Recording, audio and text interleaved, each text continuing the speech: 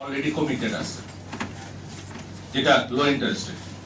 তো আর আইএমএফ টাকা দেবে না, এটা তো আইএমএফ টাকা কেন দিবে না? আপনি চাচ্ছেন এমন ভাবে চাইতে হবে, টাকাটা আপনি প্রপারলি নেভিগেট করে দিচ্ছেন সেটা তো মেশিওর করতে হবে। এটা তো অলরেডি পুরনো আমাদের কমিটমেন্ট দেওয়া আইএমএফ এর ফান্ডটা $1.4 বিলিয়ন। সুতরাং এটা আমার মনে হয় সরকারের সাথে আমাদের ফেস টু ফেস আরো সরকার এটা নিয়ে আলোচনা করা উচিত। আর ইউরোপিয়ান ইনভেস্টমেন্ট ব্যাংকের $1 বিলিয়ন প্রায় 750 মিলিয়ন ইউরোর মতো অলরেডি কমিটেড করা আছে। Money is there.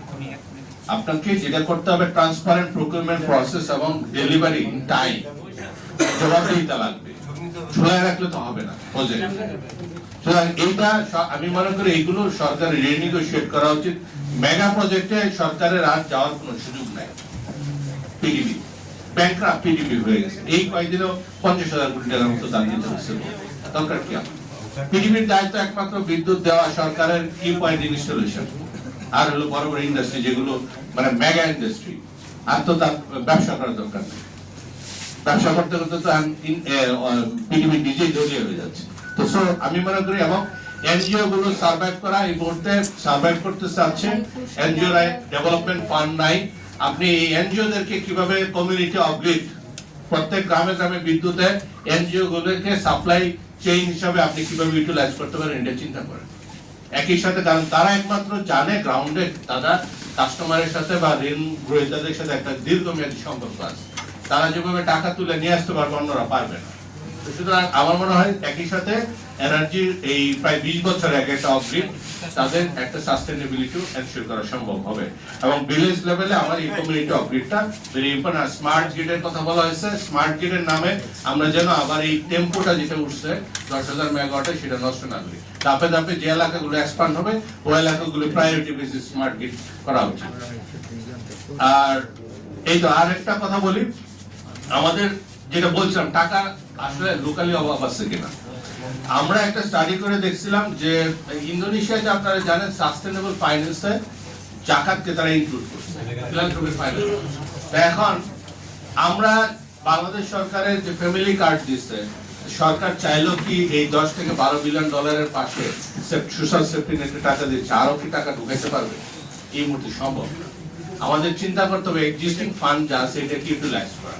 তো এখন যারা জাকাতকে যারা প্রাপ্য তাদেরকে কিন্তু আমরা হাউস হোল্ড লেভেলে বা মার্জিনাল এন্টারপ্রেনিউর হিসেবে লোকাল লেভেলে এই টাকা 20 থেকে 25% টাকা বা কাস্টমারকে কিন্তু আমরা জাকাত দিয়ে দিতে পারি। এবং এটার জন্য আমাদের দরকার কি মিডল ইস্ট বেস যে বিভিন্ন জাকাত এজেন্সি আছে তাদের সাথে একটা ট্যাগ করে আমরা এটাকে কিন্তু ডিরেক্টলি যেটা দান দক্ষিণা না দিয়ে প্রোডাক্টিভ কাজ ইউজ করার ব্যবস্থা করা যেতে পারে। আর সরকারের ব্যাংকগুলোতে ইতিমধ্যে আমরা দেখেছি প্রায় $9 বিলিয়ন টাকার মতো ডলার মতো অলরেডি পড়ে আছে। আমরা বলতেছি ব্যাংকগুলোর অবস্থা খারাপ, আবার কিছু ব্যাংকেও টাকাগুলো আইডিয়াল অবস্থা পড়ে আছে। এগুলো কিন্তু আমরা এই 10,000 মেগাওয়াটের টার্গেটে আমরা ব্যয় করতে পারি। তো আমি মনে করি যেটা হচ্ছে যে আলটিমেটলি আমাদের এই টোটাল যে বিষয়টা সরকারের ইতিমধ্যে সংসদীয় কমিটি হয়েছে, আমরা মনে করি যে পুরনো যে রোড রাস্তায় যে বাংলাদেশের জ্বালানি খাত ধ্বংসের মুখে ঠেলে দেওয়া হয়েছিল, আমরা সেই খাত থেকে ফেরার একটা সুযোগ তৈরি হয়েছে। এবং বাংলাদেশকে আমরা যদি রিয়েলি বাই 2050 সমৃদ্ধ বাংলাদেশ দেখতে চাই, এই প্রকৃতি বান্ধব আমাদের যে জ্বালানি নিরাপত্তা জ্বালানি আমাদের সরবরাহ এটা ভিত্তিক, আমাদের রিনিউয়েবল এনার্জি ভিত্তিক আমাদের যে জ্বালানি সার্বভৌমত্ব প্রতিষ্ঠায় মনোযোগ দেওয়ার কোনো বিকল্প নাই। এটা না দিলে আমাদের আর বাংলাদেশ আর তার যে ট্র্যাক সেই ট্র্যাকে আর ফেরার কোনো সুযোগ থাকবে না। সবাইকে আন্তরিক কৃতজ্ঞতা জানাচ্ছি। আসসালামু আলাইকুম।